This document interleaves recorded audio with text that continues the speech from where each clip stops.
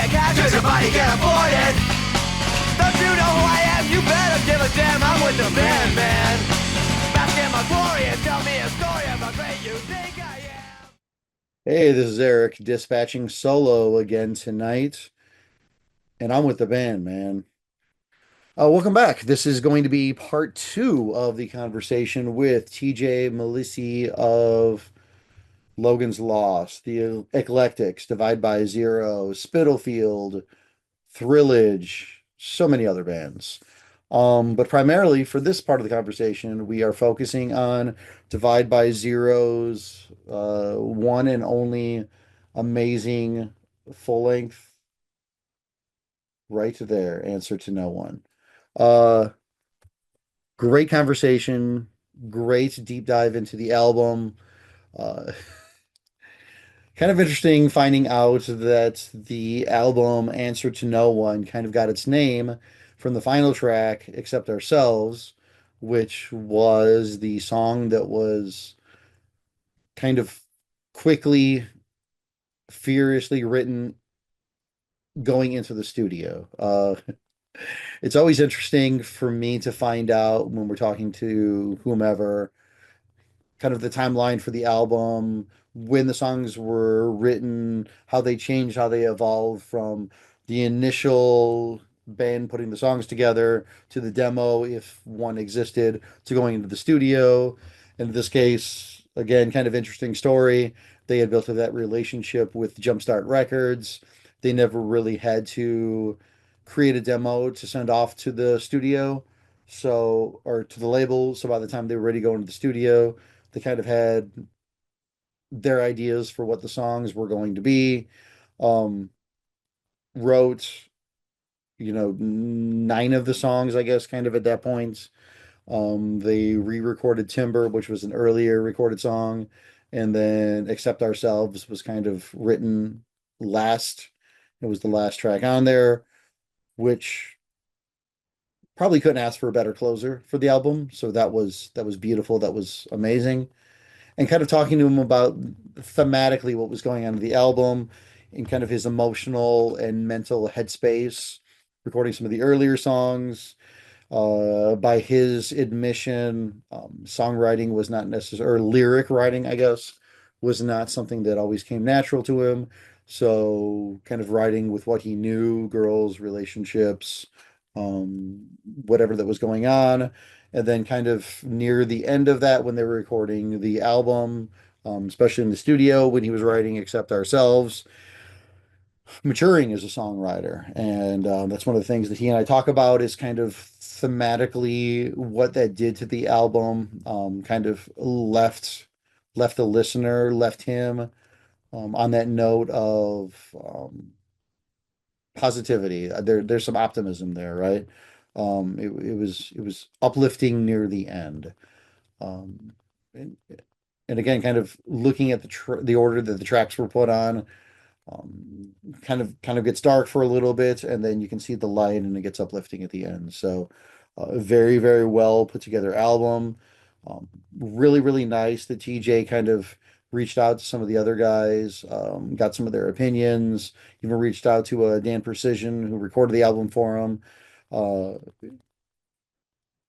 just kind of reliving what it meant in that moment for those guys recording that album.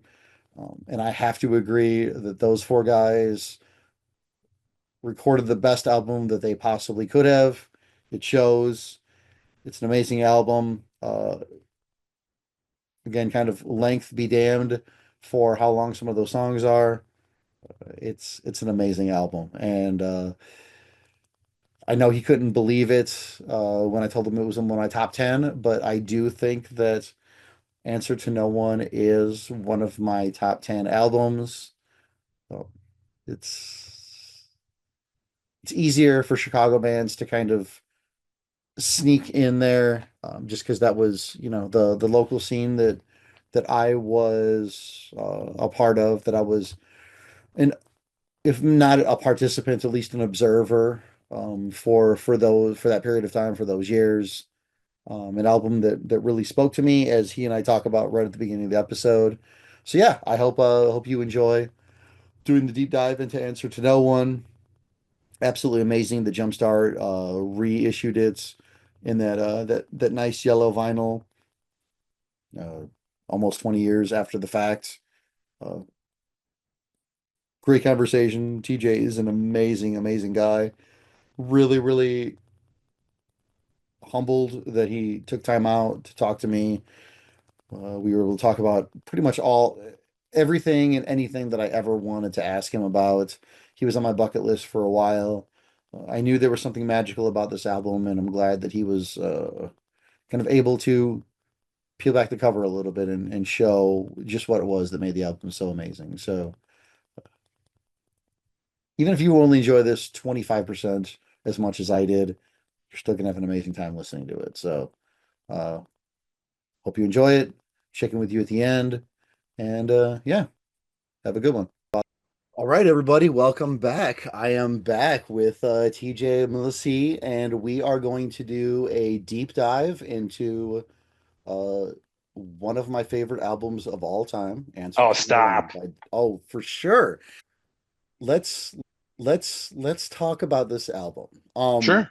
I I re-listened to it again today, just in preparation for this.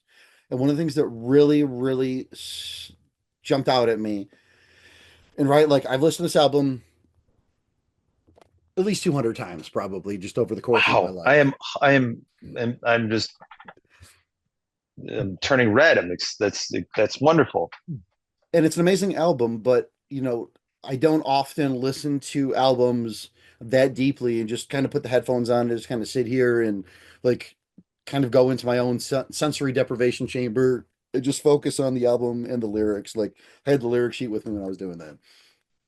There is a lot of it, and I'm guessing kind of going back to our original conversation about you maybe not being super comfortable with your vocals, although they're amazing, so don't sell yourself short.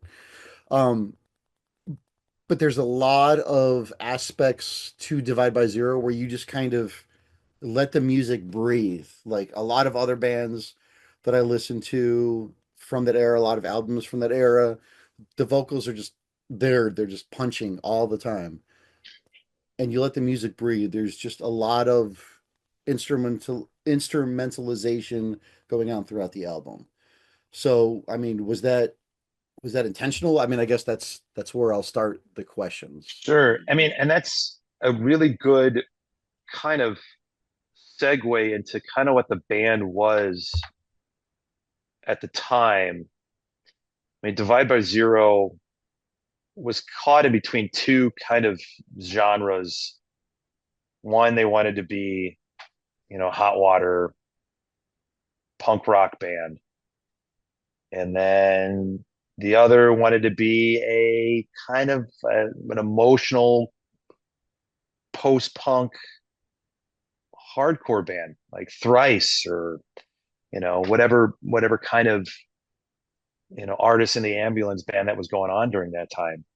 And I think that record kind of reflects that if you listen to it you know in retrospect. If you listen to the whole thing, there are songs that are just self-contained, like they drive, like there's probably like half of them are just like, they're four on the floor. They just crush.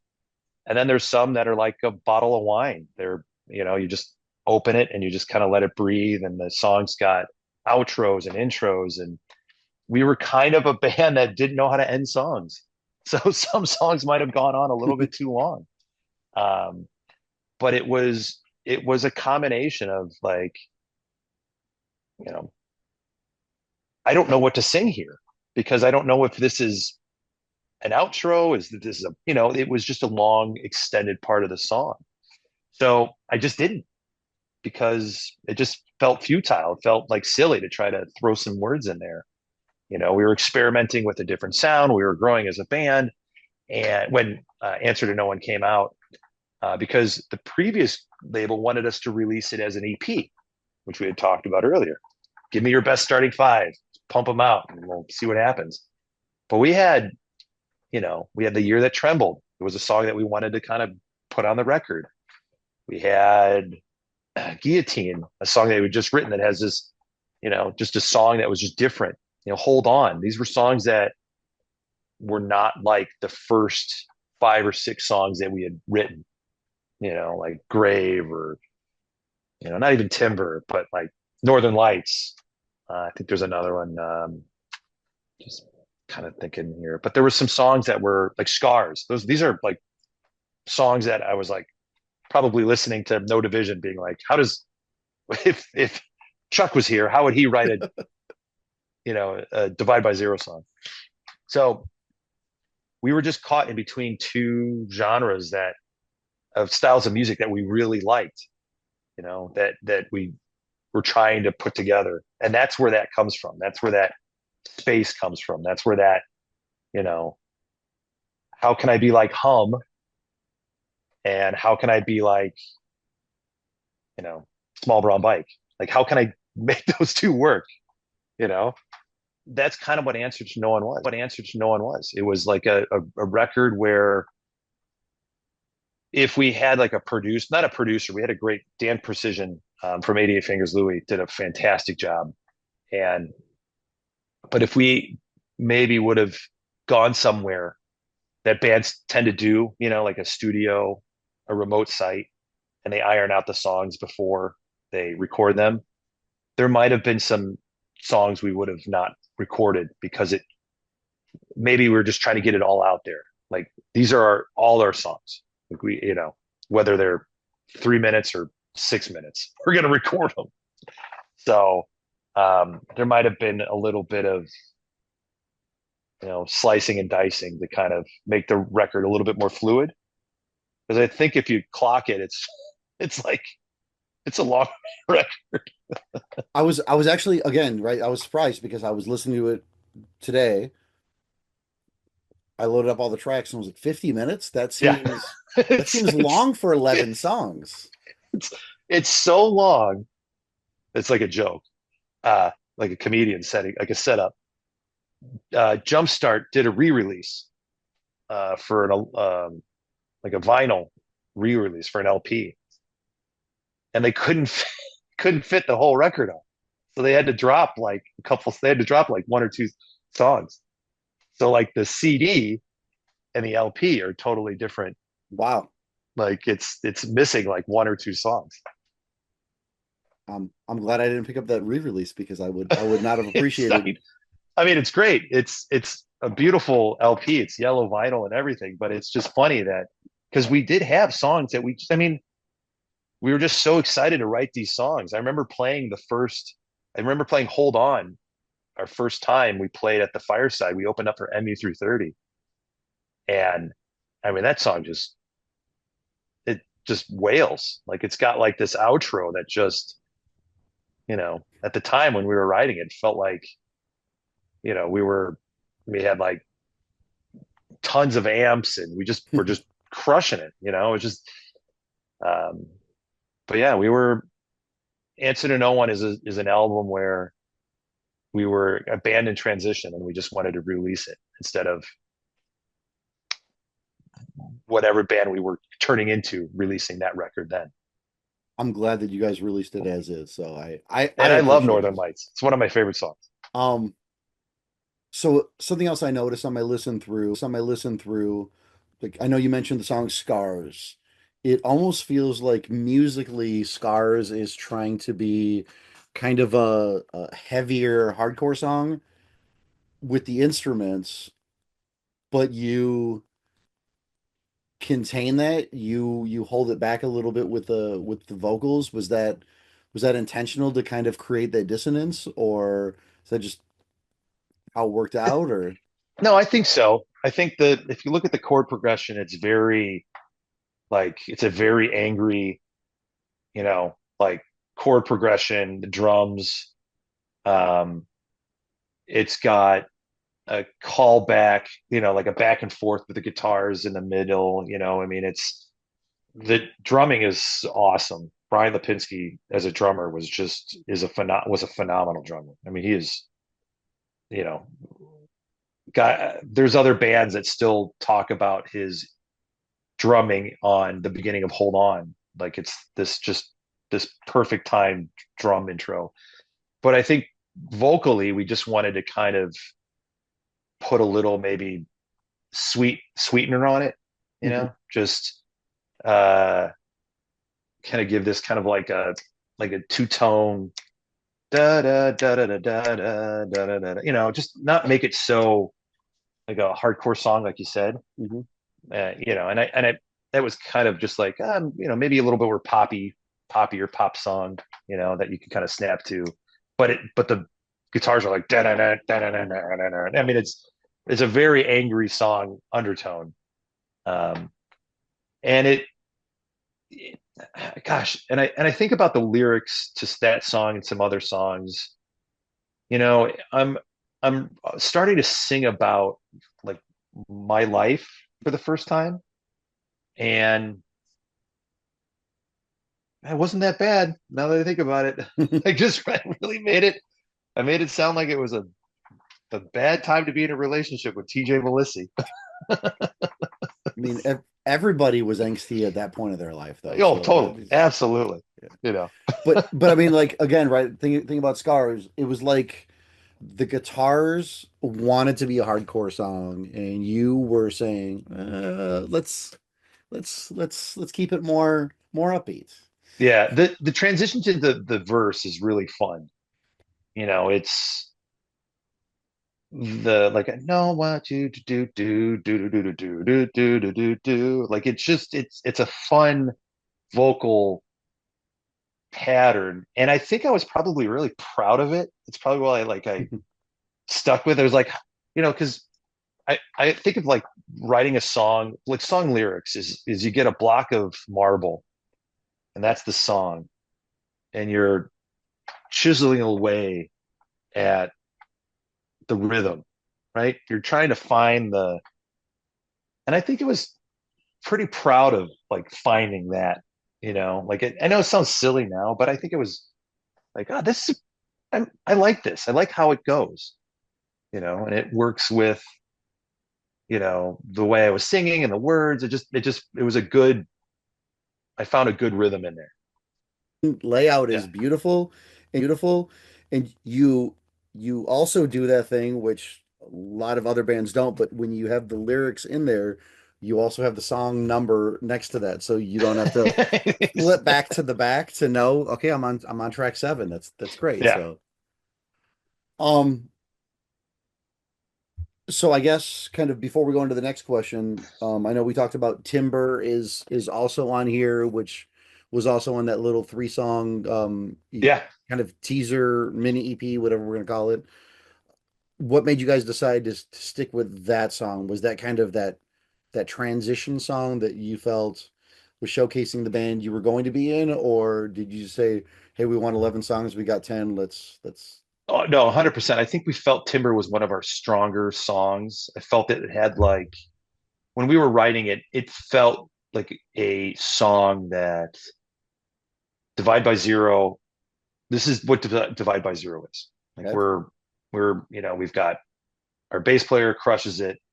Our guitar playing is, it's not, we're not hammering on and things like that, like, minus the bear, but we're really playing some good music. And it's a long song too. I mean, there's, a breakdown in there and there's this kind of dragged out, you know, kind of very, now that I think about it, very like kind of just emo-ish, as emo-ish as we could have been at the time. Uh, and we had some friends that were also doing their own stuff. They had just released a record that I don't know if you've ever heard of the Snake That Crossed the Crown. They're on Yes. Fearless. So they had just released their record and they just got signed. And so two really good guys that wanted to work with us and put out the record. And we were like, well, let's put these other 2 songs on there and let's put Timber on there before we re-record it, because we're going to keep Timber on the next record. And we've never done anything like that before. That was kind of neat. That was like, hey, we're going to kind of release this, teaser, if you will, on a different label. And that song will carry over onto the next record. And it'll be kind of like a bridge between the two. Really cool. I thought that was, I mean, I remember recording that little teaser. I had everybody sang on it. You know, I had people come in. It was a real fun time, and the guys were just awesome to work with and great art. I mean, it was fun. It was a fun time, and Timber, you know, to its credit, kind of the actual song itself kind of stayed the same. Little small changes, me singing. I think I probably, while doing the record, I reached out to Dan Precision to ask him about, you know, how the recording went, you know, and he's a great metal guitar player. He was founding father of 88 Fingers Louie, founding father of Rise Against. So he's got the tone in his head. He's like, yeah, I think you were listening to like Thrice or Strike Anywhere a lot when you were recording it with me. And that's true. Like, it's different. I'm singing it a little bit less volume on the earlier version, trying a little harder on the Answer to No One version. I mean, there is a video of us playing that song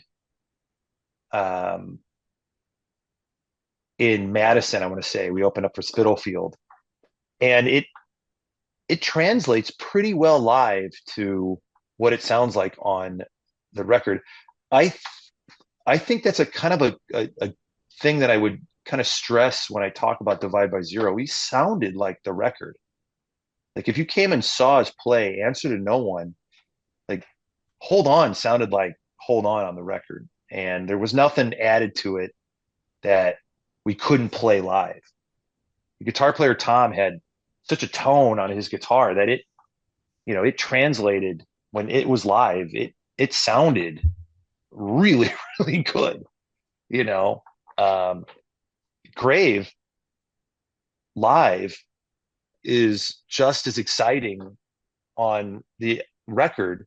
You know, it jumps out. Like, it's you could hear that when Brian comes in with the drums, when it's just like he's hitting the notes. It's like tss, tss, tss, like you can it's almost like you're listening to us live, you know. And I really like that part of the record.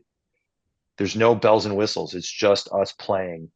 And obviously it's, you know, recorded and really nice stuff, and I'm overdubbing this, and there's like 4 guitars, but I mean, it sounds good. Live, it sounds good, and on the record it sounded good too. Since you mentioned Brian, how'd that come about where he was kind of backup vocals? It's fairly He's got a rare. great voice. It's fairly so I mean obviously it's fairly rare for drummers to provide vocals at all. Was it he was the best other singer in the group? So 100%. Yeah, I really not pressured, but I really like was invoking the whole, like, everybody needs to sing. Like, I want everybody to sing. Especially when I became the singer, I was like, we're all singing. Like, fair enough. I mean, they backed you into a corner, so yeah, exactly. And Brian harmonized a lot on Logan's Lost records, and there are some harmonies on Answer to No One that are, I mean, I've never been able to duplicate that with anybody else. I mean, it's his voice really ranged well with mine. It was very unique. And I remember he would have, like, he'd be playing and he would have to like flip the mic and would come in. It wasn't, you know, I think we even toyed with having him have like a headset one time. oh, It was, but he had a great voice. I mean, there are some great harmonies. I think I got John involved too. You know, the bass player, he sang. I mean, but Brian was a great singer. He had a good excellent. voice. Um, so I guess how long did it take you guys to write the 11 songs? What did that writing process look like? We wrote all the way up to the recording. Okay. You know, isn't that hilarious? Where you're like, I've got 48 or 46 minutes of songs, and I still think I need to add one more song. You know, because at the time I think it was like, which is 2, 4, 6, 8. I think we had 10 songs, or no, we had 9 songs, and we were like, we need to have a 10th song. We didn't even think about like record length. We just thought about titles on the back. To accept ourselves, we wrote all the way till like we were writing it while we were there in the Okay. studio. We were finishing it in the studio. I was writing lyrics. I was listening to Refused while I was doing it, you know.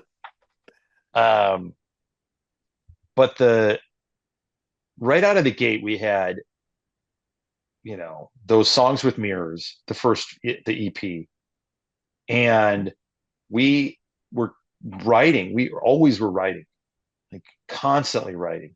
You know, it's a great, like when you want to write, you know, like people say, hey, I think I was just listening to a podcast. They were talking about like when you come up with ideas, like how do you come up with ideas? And they're like, well, yeah, when we shut the door and we just think of ideas. Like that's like what we would do. We would just, if we're gonna write, we're gonna write. We're gonna practice. We were like, it was the first time Divide by Zero, especially for Answer to No One, it felt like we were not a job, almost like sports. Practice Monday, Wednesday, Friday, you know, like drive to Lamont, drive to Tom's house. We're going to practice and we're going to write songs and we're going to learn songs. And it felt like going back to that kind of routine thing of sports, you know, high school sports. Like other bands, you'd practice here and there, you know, can you get together? But maybe a little bit with not even Logan's Lost, we toured more, but like those beginning days of Divide by Zero is like, we got to practice. We got to, you know, this isn't Allen Iverson. We're talking about practice. We need to like get out there. So if I'm name dropping sports stuff, it's, I'm sure if you looked it up, you'd be like, oh, that's why he said that. So we were writing songs, we were bouncing ideas off each other. It felt like a startup. It felt like this very cerebral moment where songs were, I've got this part. I'm going to bring in this part. I'm going to bring in this part. So it was kind of a Four Musketeers type of thing. It was really interesting. But it created a lot of conflict if someone really fought for a part, you know, like there's parts of these songs where we had to throw it in there because it was just too good not to be like left on the cutting room floor. I think like Guillotine, there's a part where the song kind of transitions into like a whole different part of the song. It's towards the end. And that's just because it was a good guitar part that we couldn't not leave. We had to figure out how to get that into the song. And it changed the song and it added another like 2 minutes to the song. But it was so good we didn't want to leave it on the cutting room floor. That's great. How did you guys end up, I guess, hooking up with Jumpstart, making that switch from Sinister to Jump? Like, did they enjoy your live show? Were you sending out demos? Yeah, that's a good relationship that was started by just being on the road. We'd go Okay. through like State College, PA, where Jeremy would throw on shows and where he had a home base. He was from Jersey and he was out and he had a couple other bands and he had released bands like Belvedere and some other bands that were out. Um, and it was just a relationship that grew over time. You know, every time we'd go on tour with Logan's Lost, by the way.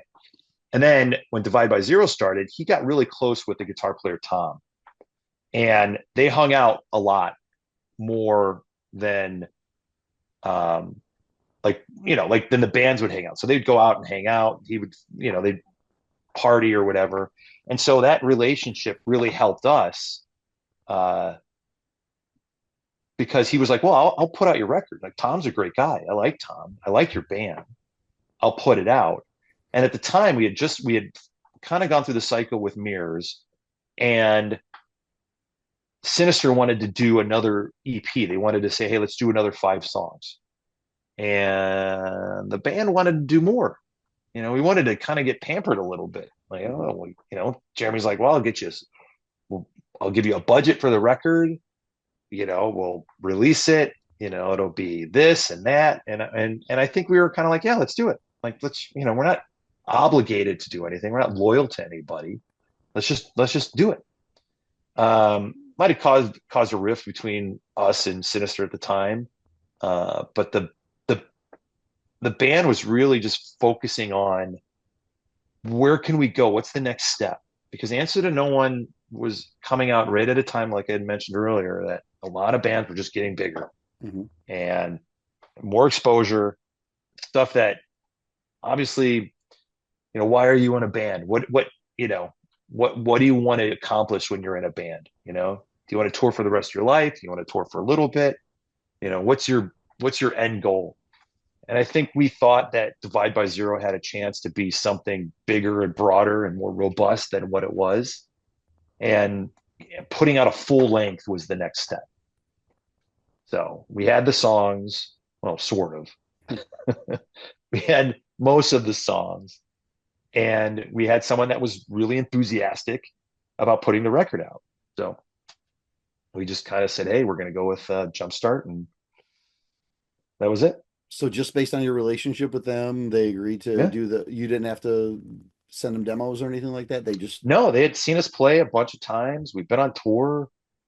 Like I said, the Tom was it created a relationship with like the East Coast. He knew a lot of people out in like Jersey and Pennsylvania just because he's a very charismatic guy.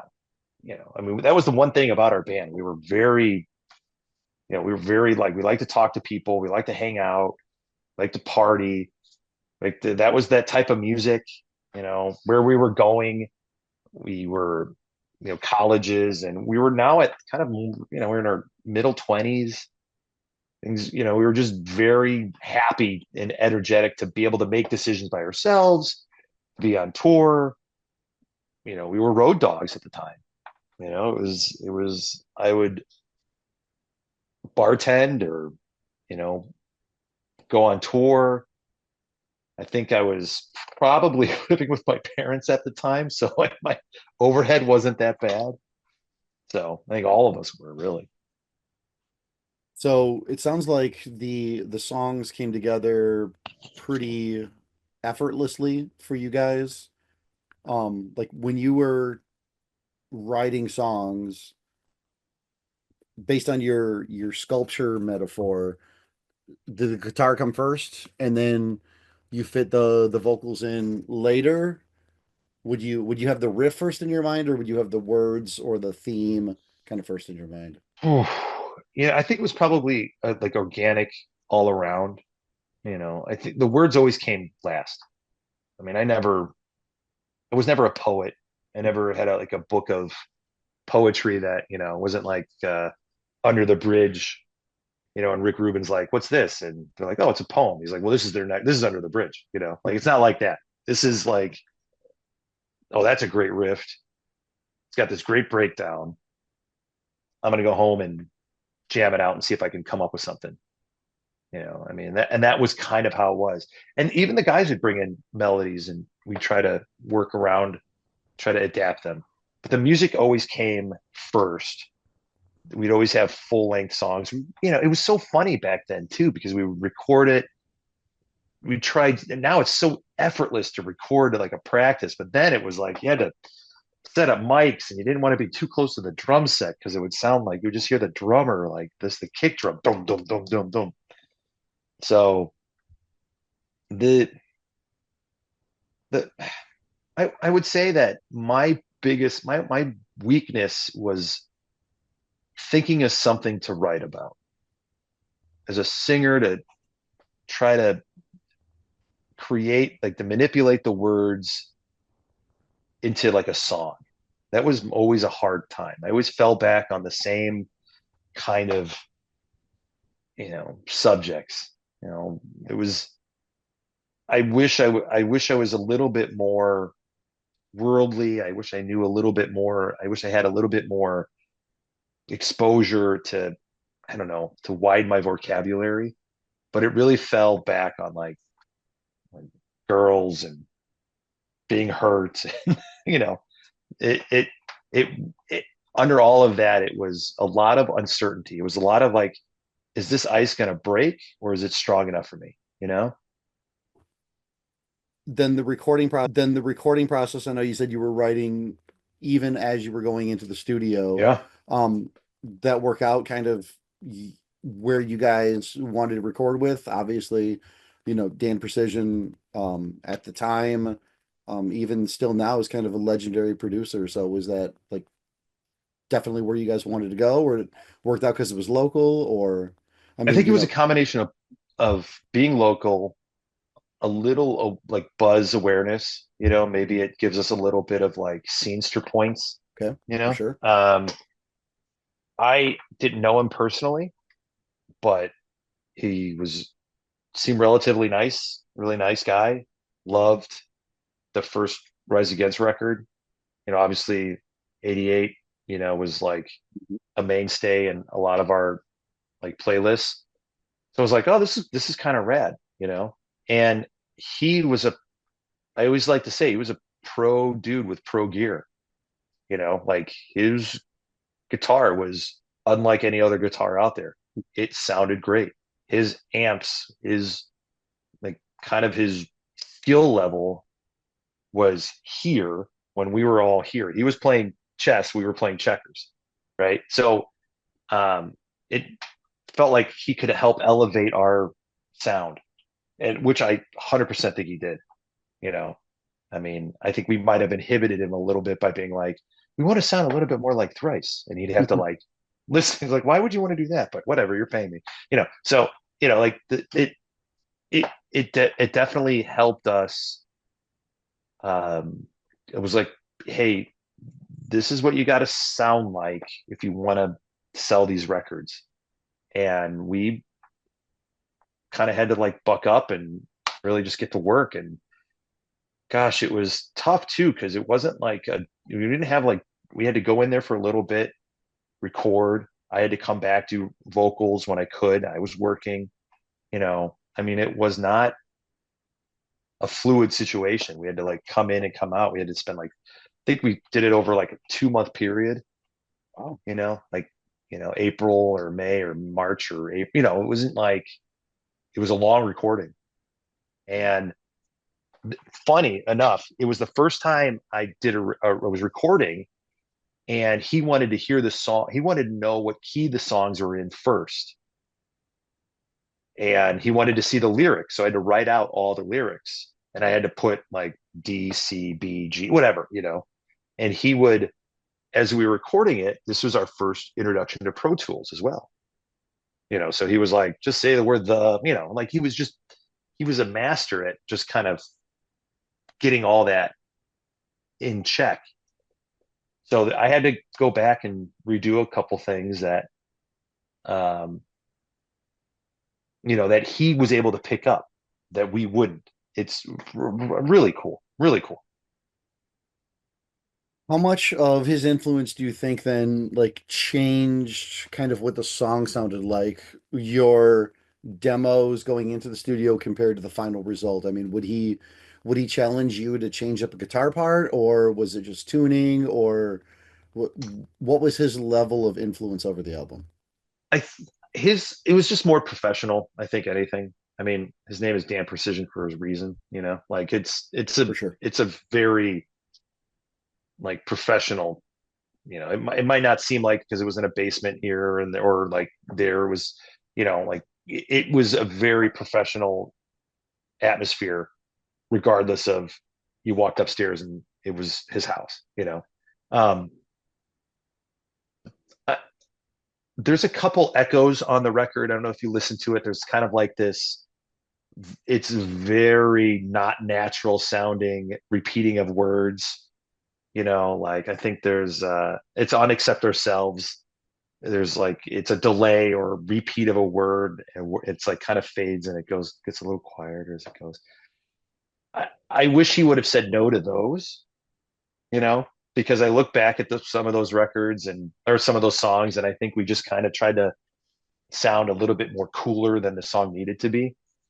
Um, but uh, he just he just made us a better sounding band, because we were concentrating on making sure we were hitting every note as best we possibly could. So when we got out of that, we were a better band. We were a better sounding band. I do definitely think that. Like not change. It didn't change. I mean, we didn't want to sound like we didn't change our songwriting. We just sounded better because we were concentrating more. We were activating a part of our brain while playing that didn't exist before the recording. Very nice. I'm glad you mentioned Accept Ourselves. Was that intended to be the closer then? Is that kind of why you wrote it? Because it's the perfect closer to the album. So It's funny because that's the song we were writing right at the end of the record. The we didn't feel like we had a song that could end the record, which is weird. Like any song can end a record. I mean, it's not like you had to, but um, I don't know if we had a title yet at that time. I think this might have created a title. Uh,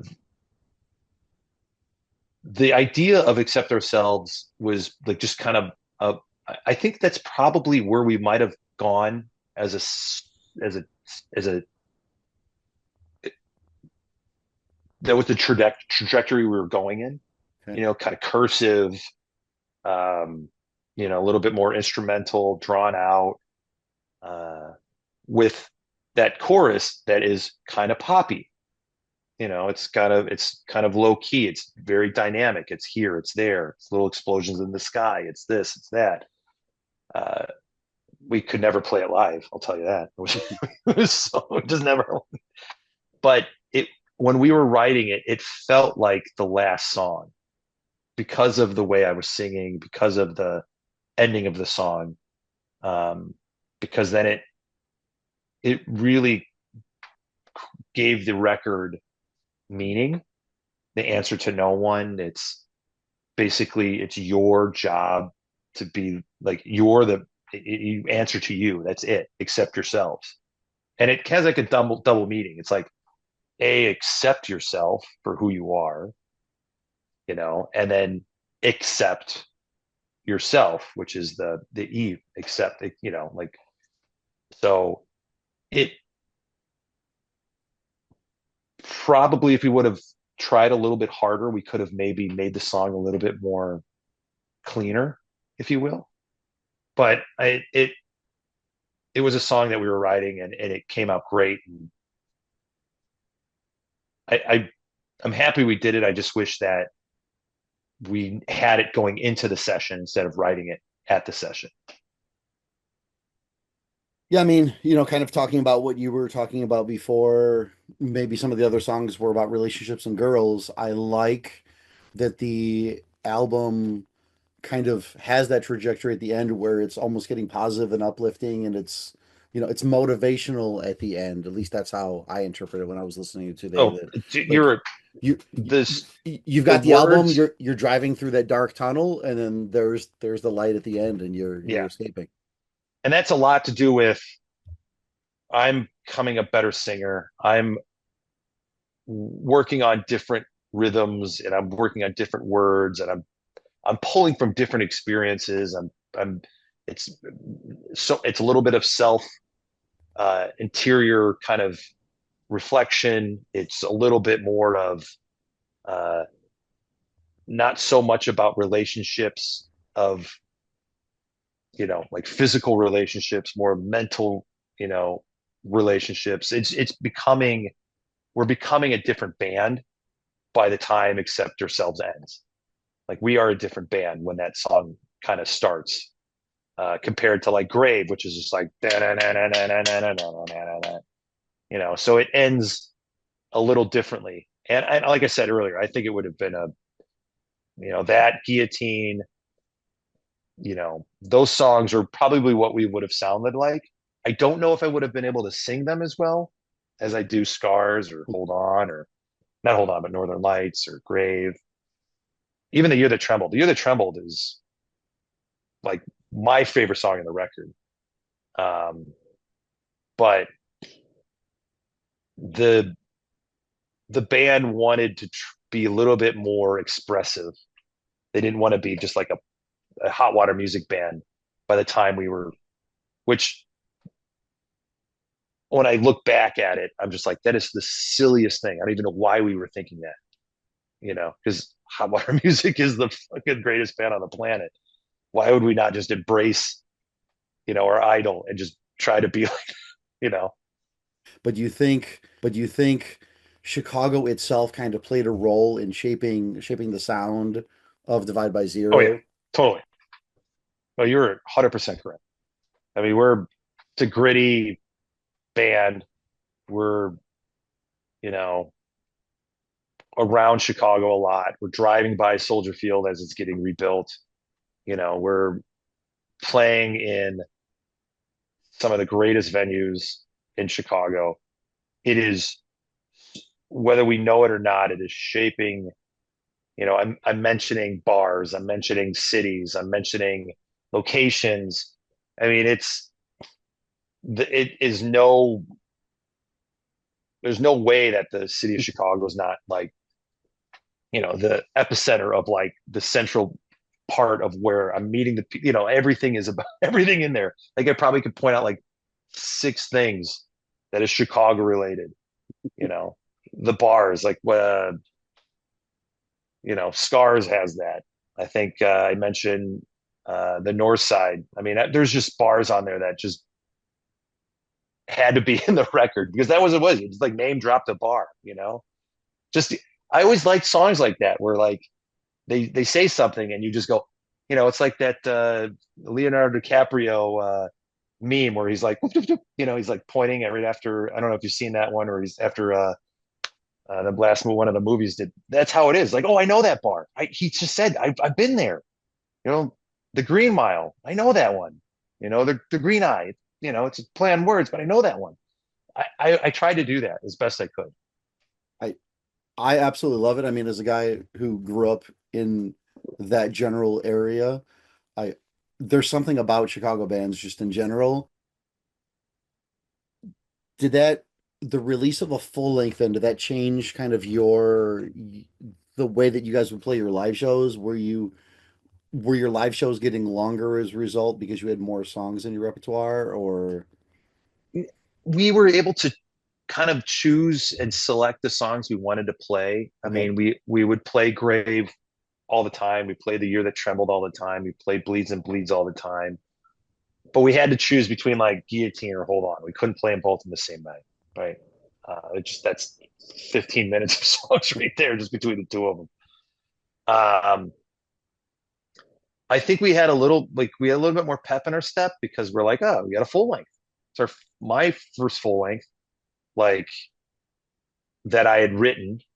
It's got written by TJ Milici. So that's kind of exciting. So a little bit more perspective on how things are done, making sure you're choosing the right. I think we look back at it and it's a very clean album. It looks like, there's not much to it. The yellow border kind of really stands out. We wanted black and white photo. We wanted to feel very polyvinyl, like a little like, kind of American football-ish, you know, very just kind of subtly awesome, if you will, if that's Mhm. even a phrase. Uh, It is now. it is, and it, and John Will, like, who took the photos. There's some really great photography. So all in all, we were just very happy with like the way we thought the album, we conceptualized it, how we recorded it, how it came out, the release. It was better than we could have ever imagined, right? We just were just super excited about having it and having something physical in your hand that you've recorded and that other people have got involved with the pressing and jumpstart. Even the thank you list, we were very meticulous about who we wanted to, you know, and we wanted to kind of make it clever because that's how it was. It was just everybody was just trying to be jokey and clever. So it felt like a culmination of like just everything were we just were like driving for and worked on and sweated on. And now we have it and it's in our hand. And let's get on the effing road and let's just get it out the door, because we didn't have I mean, there was some I forget what the term is, but some people were able to get the record in other places, but we had to hand deliver it. Like we had to go to a show. We had to go to the middle of, we had to go to Indianapolis. We had to go to both Carolinas. Like we had to get that CD in your hand. And so it was just get on the road, drive. And then I think about it, that type of like energy was not shared by everybody in the band.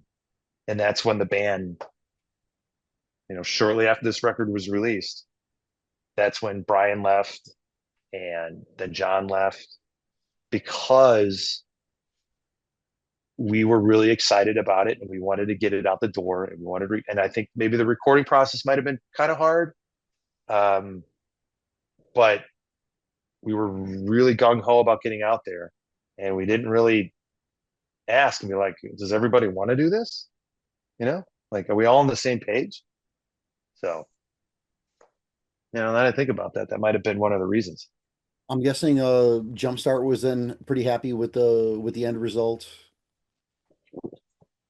Oh yeah, I tried to get Jeremy to chime in a little bit, but I mean, like I said, repressing this thing, Yeah. um, I think is a testament to how he feels about it. Um, you know, we played. He had us play out at his brewery, a few years back. So I think all in all, he was very, very happy with how it came out and what the potential that it had. So, and I'll be, maybe deep down inside after the band kind of went through a couple lineup changes, we were just still like, yeah, we got to do this. Like this, there's people that like it. Let's keep it going. Let's keep it going let's try to Frankenstein this thing. How do we get this out there? How do we get on the road? And all of a sudden, I'm having flashbacks of the Eclectics, 10 years earlier, being like, oh, I got this tour. How do I Frankenstein this tour? How do I get people in? And how do I, and it's all of a sudden things are repeating itself. It's this repetitive behavior of like, how do I force something that maybe it's reached its end? So it's I like to think Jeremy likes the record. I think he does. Um, and I'm very thankful for him putting it out. It's just it's really unique for someone to be like, I'm going to put out your record. That doesn't happen that often. Oh yeah. Like especially where we were at the time. Well, I am exceptionally glad that the album came together the way that it did, and it really, really sucks that you guys kind of broke up as the band was evolving and as you were getting kind of on the upswing. But I'm glad that we have this artifact behind to enjoy. Yeah, it's very unique, and it happens. When it does happen, it should be celebrated when a couple people get together and create something. Whether it's a family or a business or a record. They get together and they just figure it out. And the record, in this case, when the record came out, it was at that time the best of us. It was like we were doing the best we could. And to ask that of four, people it's just a unique situation that, if you're in a band or if you're in a business or if you're in a family, only you would know that. You would only know that feeling. I mean, I don't talk to everybody in Divide by Zero as much as some as others, but I know at the time we had incredible love for each other, and all we wanted to do was just make a great record. And I'm glad we put it out. It was worth it. Yeah, you guys definitely, as they say, captured that lightning in a bottle. So, Oh, that's awesome. well, I definitely appreciate you spending even more time doing a deep dive on again one of my top 10. I don't. That's crazy. I I'm can't even believe it. I, I'll be honest. I've tried to play some of these songs, and they do feel like they don't belong to me now. Like I don't know how to play them. I just don't know how to like get into them. Like it's like a size too small or a size too big of shoe. It's it's. I think if I had the other guys in the band, it might like in the same room.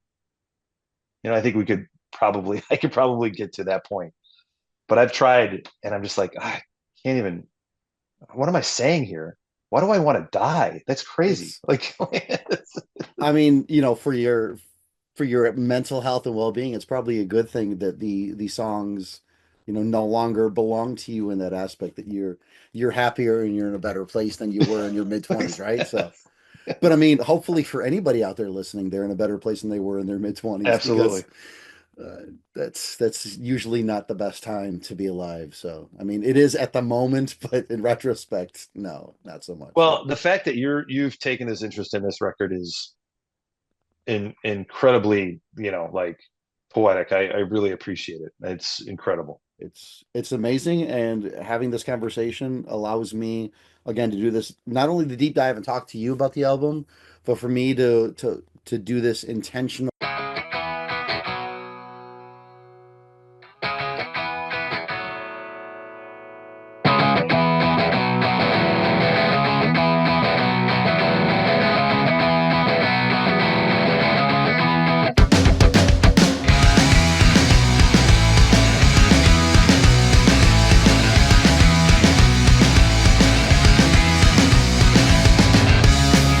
Who turns off the northern lights?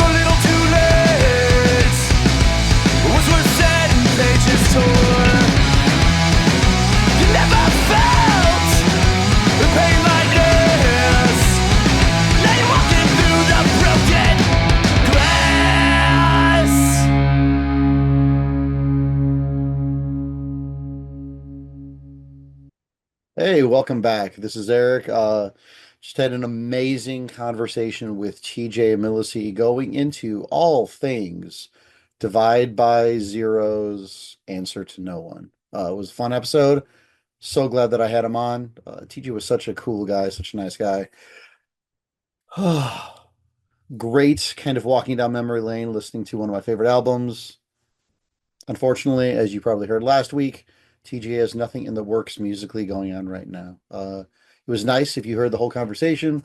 You know that he's not ruling it out, and he is imagining that at some point he's going to hit that point in his life where he will have a little bit of side time, spare time, so that he can work on some kind of musical project. And I think the world will be a richer place as a result.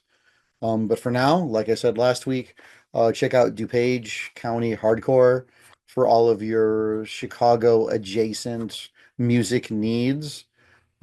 It's not just hardcore, it's also punk and ska and indie rock and hip hop and all music that came out of that general DuPage County area. I think they actually walked the line a little bit outside of the DuPage County line, but yeah, check it out. And thanks for sticking around. I've got an amazing guest lined up for next week as well, so you won't want to miss that. As always, appreciate you listening, and we'll talk to you soon. You'd better make room for me. I'm coming through with my ego. And your band is really right. Yeah, I know. My ego lets you down. My ego props me up. My ego tells you why I am so great.